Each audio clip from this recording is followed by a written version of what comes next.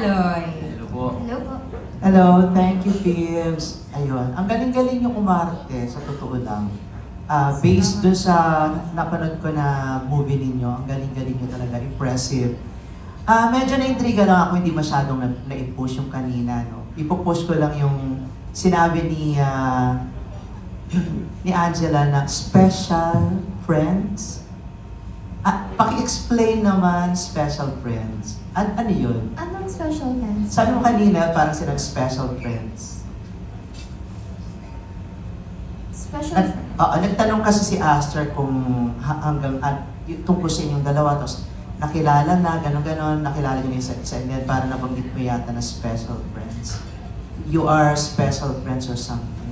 I honestly don't recall saying special friends. Siguro what I meant to say po is that we know each other so well and we show kung ano man yung behind the camera, ganun din po yung pinapakita namin sa mga nanonood at nakasubaybay po sa amin. We don't have to fake it because our connection is real po. Mm-hmm. Rob, Yes po. ano bang interpretasyon mo ng special friends?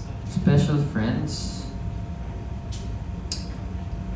Siguro po yung lagi kami nandyan para sa isa't isa. Tsaka kahit anong mangyari, team kami. Di ba? Kaming dalawa talaga. Tulungan kami. Hanggang maabot po namin yung mga pangarap namin. Since nag-enjoy na kayo tapos kilala nyo na yung isa't isa, ano yung mga bagay na iniiwas-iwasan nyo para hindi kayo magkaroon ng tampuhan or para hindi maging asiwa sa trabaho? Isusunod ko na rin ha, paano nyo inalagaan yung love team nyo para patuloy kayong suportahan ng inyong mga tagahanga at maging role model ng mga kabataan? Siguro po yung consideration for one another. Yun po yung nangunguna sa aming dalawa and mutual respect. Kailangan po, kasi kapag may respeto ka sa sarili mo, may respeto ka rin po sa ibang tao. So, we just respect each other para maiwasan namin yung mga arguments. Pero hindi din po kasi completely maiiwasan dahil po magkaiba po kami ng personality. So, aminado po kami, sometimes we clash, pero nagkakabati rin po kami because we respect one another and we accept each other's differences naman po. Tapos, kung paano po namin inaalagaan po yung love team namin, I think reassurance. Lagi po kasi namin rini-reassure yung isa't isa na kahit anong mangyari sa love team, kahit maging separate na po yung landas namin, we will always have each other's back. Diba? Rob? Sa amin po dalawa, ang pinaka-importante talaga ang respeto. Tsaka ang suporta namin sa isa't isa. Tsaka ang communication, sa totoo lang. Kasi lagi po kaming nagtatalo minsan, di ba? Kaya lagi po namin pinag-uusapan na kung ano yung pangarap namin. Lagi po namin nire-remind yung bawat isa na kailangan maabot natin to. Ito ang pangarap natin. Kailangan pa natin galingan, hindi pa tayo magaling. Pa tayo matututunan. Yun po. And paano sa palagi minalagaan yung love team nyo para sa mga fans? Sinahalagaan po, siguro yung wala po kami tinatago sa isa't isa. Lagi po namin sasabihin, kung may ayaw ka sa akin, sabihin mo sa akin, pag-usapan natin. Kung may ayaw ako sa'yo, sasabihin ko sa'yo. Talagang ganun po kami ka-close ni Angela. Talagang nasasabi po namin sa bawat isa yung mali mo. Kung ano yung ayaw ko. Ayaw ko ng ganito, ayaw ko ng ganito. Hindi maganda to, hindi maganda ginawa mo dito. May mga ganun po. Thank you. Thank you so Maraming much salamat po. Okay, maraming salamat po sa inyong mga tanong. Ngayon naman, balik tayo sa ating content creator. On that side of the room, we have World of Drums. Hello po. Hi. So good afternoon. Good afternoon. So my only question is, besides these 4 storylines or genres, ano pa yung mga genre or can be storyline na gusto nyo pang i-explore in the future? Horror. Same. Gusto ko po horror and siguro isa pang drama. Ayun. No, Anong- or heavy drama nga. Heavy drama. And Anong then- klaseng horror ang gusto nyo i-explore? Yung mga habulan ba? Mga ganyan mo? Gusto ko po kasi yung mga paranormal. Mm. Iwan ko yun, nakakatakot na yung gano'n sobra. Parang yung Autopsy of Jane Doe, Ay, parang gano'n. grabe naman yun. Yung mga ina-exercise, yung mga sinasapian, ganyan. O kaya yung parang, ano natin yung Ano? basta, ano ba, parang, basta, marami po akong gustong gawin. Pero ang pinaka-favorite ko pong genre talaga kasi horror. Mahilig po ako manood ng horror. Ako pangarap ko pong maging The Grudge ng Pilipinas. Totoo, kamukha ko po yung pag nilalakihan ko yung mata ko. Sample nga. Ay. Diba? Hindi, totoo, pangarap ko yun. Nung bata po kasi ako, takot na takot ako sa kanya. Nung So bata- ngayon na parang nandito na po tayo sa industriya, sana magkaroon ng The Grudge ng Pilipinas. Gusto ko rin po maging multo. Kasi bata pa lang ako, tinutokso na ako nung Mukha ko pala sa multo. dako. Oo, hindi, sinabi ko rin sa kanya, kumaham siya sa dako. Mukha kasi kami multo eh, hindi mo parehas kami. Oh. Pwede, di ba? Pwede. Ayun na, ready na si Angela. Oh, ayan, nakakatakot. No? Tama na. Ayan. Thank you so Joke lang po. much. Salamat, Ayun, salamat. excited na magkaroon kayo ng horror project in the future. Thank you. Thank you po, Alright. Mr. Oh, diba? May pa-acting pa dito si Angela.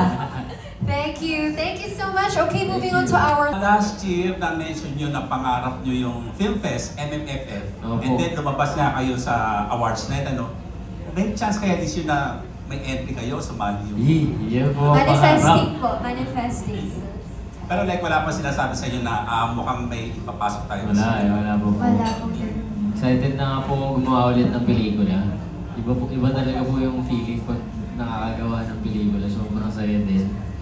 Pero ayan po yung pinakapangarap namin ni Angela ngayon. Magkaroon po ng MMFF. Sa chat po namin hanggang ngayon nakapin yun. Magkaka-MMFF tayo this year. Pero hindi nyo ba na-mention kayo, Boss Vic, na boss, baka pwede. Walang Hindi po kasi kami ganun eh. Hindi po, ano po eh, kung ano lang yung ibigay sa amin, sige lang po kami ng sige. We count our blessings. Tsaka lagi po namin sinasabi sa isa't isa na kahit gano'n pa tayo kapagod, kailangan tanggap lang tayo ng tanggap ng trabaho. So for the meantime, manifesting lang muna. Yes. Thank you and congratulations. Salamat po. Thank you po. Great question. Maraming salamat po. Ngayon naman from Rider PH Studios, Jojo Panaligan. Hello po. Ay, kamusta? Okay lang po. Hello po. Okay, sa tingin nyo, sa ikatatagal ng relationship ng dalawa, mas yung complementary ang ugali or magkasundo. Tapos, ang sundot na tanong ko doon, kasi sinabi nyo kanina, di ba, nung simula, nagkakaroon kayo ng differences. Mas okay ba yon or yung sa simula pa lang magkasundo na sa mga magtatagal na relationship? And para ang follow-up ko doon, nagkaroon na ba kayo ng time na nagtrabaho kayo na meron kayong differences? At paano nyo na-overcome? Sa totoo lang po, feeling ko mas okay rin po talaga na we're open about each other's differences. Kung ano po yung hindi okay sa amin. Para in the long run, alam na po namin kung paano pakisamahan yung isa't isa. And yes po, ito po yung usapan namin. Kahit anong mangyari, magtatrabaho po kami. Kahit hindi po kami bate minsan, hindi po ma-notice. Wala Kasi- madadamay. So, nangyari? Opo. Yes po, hindi po namin dinedeny kasi we're humans, of Normal course. na. Normal naman po yun eh. Mas okay nga po na mas nag-aaway because that means you care. Yes. Kasi if wala kang pakialam, hindi ka maapektuhan. Pero we show that we care kasi affected kami. Tsaka kada away po namin, kailangan inaayos namin agad. Kailangan inaamin kung may mali ka. Tsaka yung away namin, dapat natututo kami. Yes. Hindi ulit-ulit na lang. Paano nyo na-overcome?